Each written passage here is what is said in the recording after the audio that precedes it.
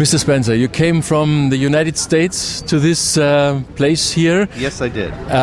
What's the reason for you to come here and to talk to us? Because I believe in freedom of speech and human rights, and they are threatened by the creeping influence of Sharia in Europe as well as in the United States.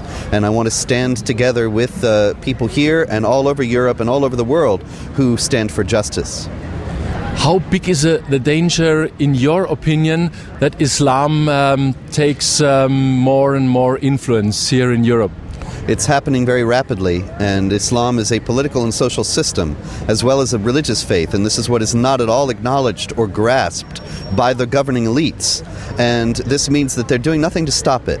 And so there are already enclaves in various areas of Europe where the law of the land is essentially set aside, and Sharia is already in place, and those are only going to grow until finally there is going to come a time when the various states of Europe are going to have to decide whether they're going to accept Sharia altogether or stop its advance. We hear all the time Islam means peace. Here in this church there was an imam who told just a few minutes ago there's only one message in Quran: peace, peace, peace. What do you think about that? I think that Islam means submission in Arabic, and the imam was lying. There is no peace in the Quran for anyone but fellow Muslims. There is a sharp dividing line in the Quran and in all of Islam between the believer and the unbeliever. Chapter 48 verse 29 of the Quran says, Muhammad is the apostle of Allah. Those who follow him are merciful to one another, but harsh or ruthless to the unbelievers. And it says the unbelievers are the most vile of created beings. That's chapter 98 verse 6. Chapter 9 verse 29 specifies that Muslims must fight even against Jews and Christians until they submit to the rule of Islam, pay a tax, and are denied basic equality of rights. They must feel themselves subdued, in the words of the verse. And so that's not peace by any standard that the Western world, as well as the entire all the nations that accepted the Universal Declaration of Human Rights of the UN in 1948 would acknowledge. Now we have a lot of Muslims coming to Europe. What can be the solution here for European democratic free society to handle with Islam?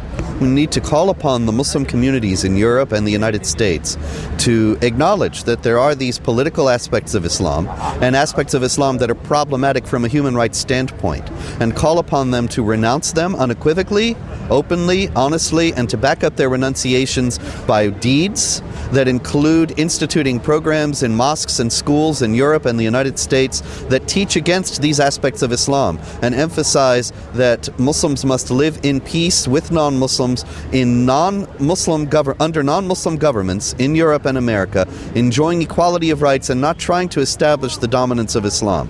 That's only the first step, but that should have been the first step taken in the 1970s when the massive immigration first began into Europe. And now the situation is much more advanced, but the urgency is even greater to call upon those who come to Europe to abide by European values, and in America to abide by American values, including universal standards of human rights. Otherwise, they should be understood as being in rebellion against the laws of the state. But we have a big problem. The Quran is, as the Muslims believe, the word of their God Allah. It can't be changed. So how can we deal with that religion? Well, ultimately, those who believe that it has to be understood literally are going to have to make a choice, or should be pressed to make a choice, that they can abide by the laws of the land on an indefinite basis and not attempt to bring Islamic law here or to subjugate non-Muslims as inferiors under the rule of Islamic law, or they should not be welcome here. As far as the larger picture goes, I wouldn't rule out the possibility that there could be a non-literal interpretation that could arise. Not that it would be easy, or that it would be likely to win any widespread acceptance, but those who were able to demonstrate, not just to say, but to demonstrate that they did not accept these aspects of Islam in the Quran, then they should be allowed to stay. You have a flag of Israel. Yes. Yeah. Do you think Israel is fighting against jihad in the first row? Yes, Israel is on the front line of the jihad, and the reason why there is no possibility of a negotiated settlement between Israel and the Palestinians is because of jihad doctrines of Islamic supremacism, which teach that no government that is not according to Sharia has any right to exist, and especially one that's ruled by non-Muslims on Muslim land, what they consider to be Muslim land, and especially one that is ruled by the Jews, who the Quran says in chapter 5 verse 82 are the worst enemies of the Muslims. And so all free people, all people who value the equality of rights of all people before the law, all people who value the freedom of speech and the freedom of conscience and all these things that are denied by Sharia ought to be standing with Israel and acknowledging that our struggle is all the same, whether we're in Germany or the United States or in the West Bank or Gaza.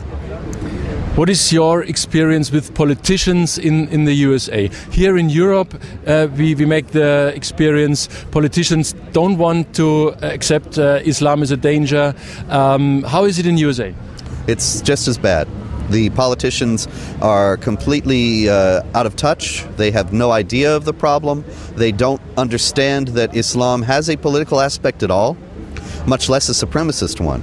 The only thing that they understand that it's a religion, and because it's a religion, they have accorded it the same kind of treatment and even preferential treatment because of the spurious racial issue.